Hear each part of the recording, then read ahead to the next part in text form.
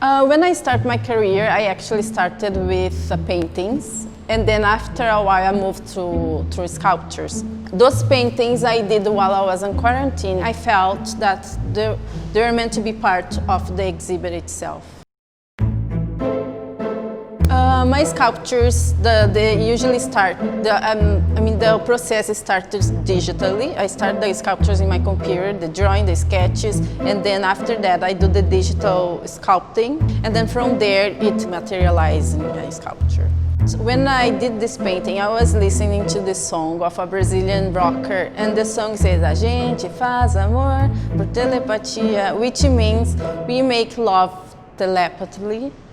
So and then I got inspired, and then the painting came out of the song that I was listening. That's it.